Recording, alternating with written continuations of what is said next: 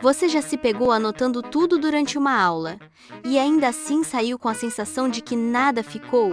Como se aquelas palavras tão cuidadosamente escritas fossem apenas rabiscos no papel, incapazes de se transformar em verdadeiro conhecimento? Se isso soa familiar, então este vídeo pode ser um divisor de águas nos seus estudos.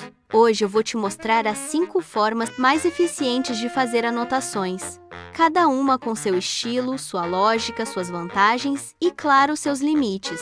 Mas antes de decidir qual funciona melhor para você, quero te convidar a permanecer comigo até o final, porque além de entender como funcionam esses métodos, você vai enxergar qual deles se encaixa com sua rotina, seu tempo e seu jeito de aprender. E isso pode ser a diferença entre estudar por horas, sem memorizar nada, ou estudar por poucos minutos e lembrar tudo. Vamos começar pelo método mais conhecido, mais ensinado e mais usado: o método dos tópicos. Esse é o clássico. Foi provavelmente com ele que você aprendeu a fazer suas primeiras anotações. É simples, direto e quase intuitivo. Você pega uma folha, escreve o título da aula e embaixo dele vai distribuindo ideias principais, seguidas de subitens. Pode usar pontos, setas, números, traços, cores. O importante é que cada nível de informação tenha seu lugar, como se você estivesse construindo uma escada de ideias. As informações principais ficam mais à esquerda, e conforme você vai aprofundando o conteúdo, vai avançando para a direita da folha. Esse método é incrivelmente prático, especialmente porque permite uma certa liberdade. Você pode acrescentar algo depois, mudar a ordem, pular linhas, fazer anotações soltas. Ele funciona bem quando você ainda está tentando entender o conteúdo e precisa apenas registrar as informações que o professor está passando. Mas agora me diga com sinceridade, é assim que você costuma anotar? Porque, apesar da praticidade, esse método tem um limite claro. Quando chega a hora de revisar, ele se torna um problema. Uma folha cheia de tópicos e subtópicos não te ajuda a navegar pelo conteúdo. Você precisa reler item por item, e isso não só consome tempo, como afeta diretamente sua retenção.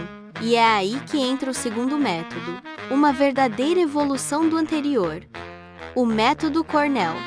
Esse é o tipo de método que parece simples à primeira vista, mas que esconde um poder imenso por trás da sua estrutura. Ele transforma sua anotação em uma ferramenta de aprendizado ativo. Funciona assim: você divide a folha em 3 partes, uma coluna larga à direita, uma coluna mais estreita à esquerda e um espaço horizontal no final da página. Durante a aula, você anota normalmente na parte maior, como se estivesse usando o método dos tópicos. Só que ao final da aula vem o diferencial. Você vai preencher a coluna da esquerda com perguntas, gatilhos de memória, fórmulas, lembretes, tudo aquilo que estimula seu cérebro a buscar o que acabou de aprender. E no final da página, no espaço reservado, você escreve um resumo breve, com suas próprias palavras.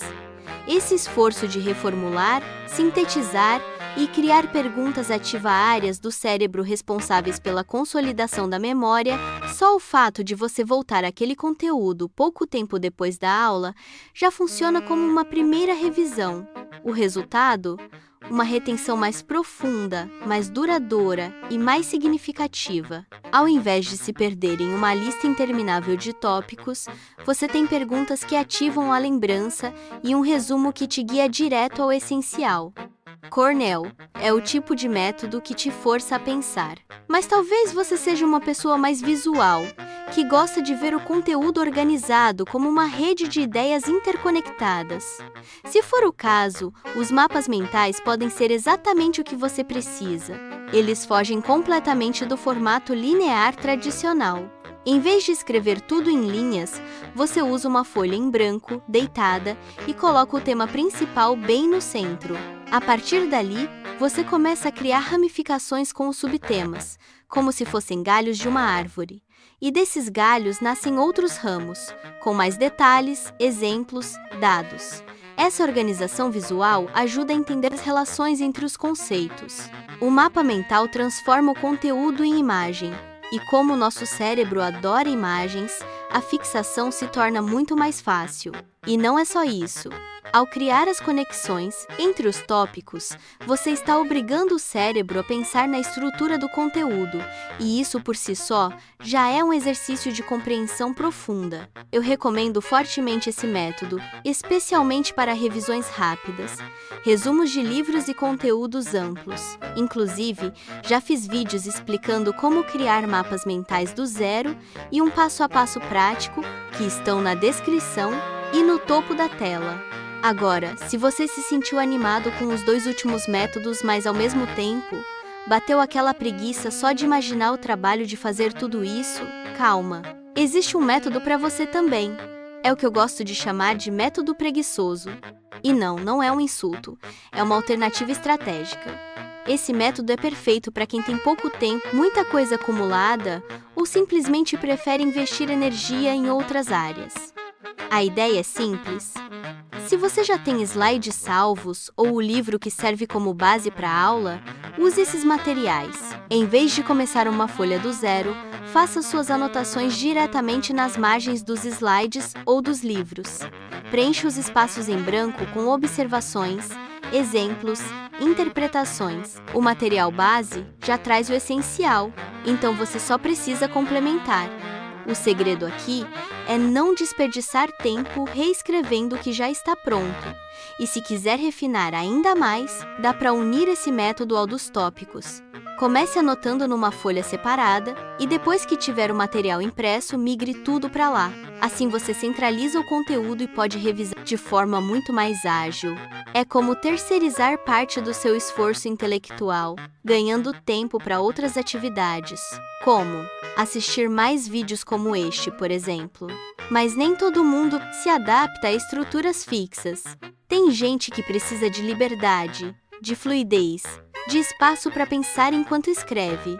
Se você se reconhece nisso, talvez o método do fluxo seja o seu caminho. Ele é quase o oposto dos anteriores. Não há margens fixas, tópicos rígidos ou sequências predefinidas. A proposta aqui é registrar o pensamento enquanto ele acontece. Em vez de copiar exatamente o que o professor fala, você transforma a aula num diálogo interno.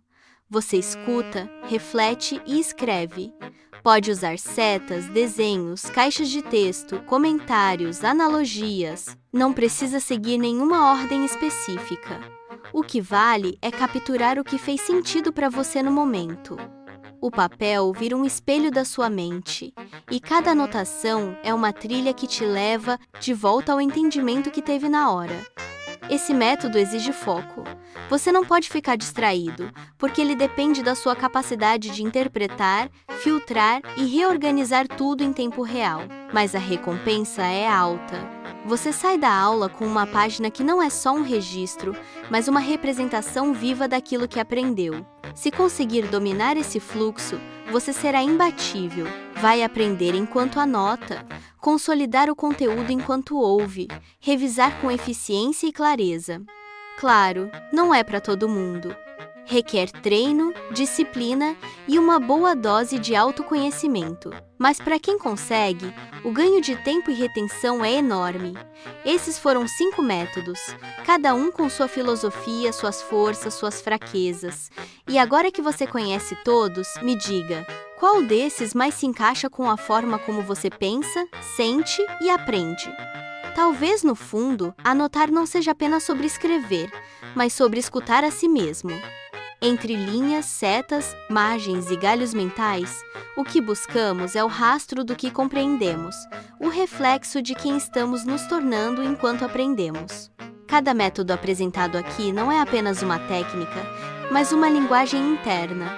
Alguns preferem a precisão dos tópicos, outros se reconhecem no caos criativo do fluxo. E nisso tudo, algo silencioso acontece. Entender como você aprende é, talvez, começar a entender quem você é. Se alguma imagem ficou com você, se alguma ideia despertou algo que dormia, então esse vídeo cumpriu seu papel. E se esse despertar fez sentido, se algo ecoou aí dentro, deixe esse gesto se espalhar. Curta, Comente, compartilhe e se inscreva não por rotina, mas porque há um caminho sendo traçado aqui e seria uma honra seguir nele com você.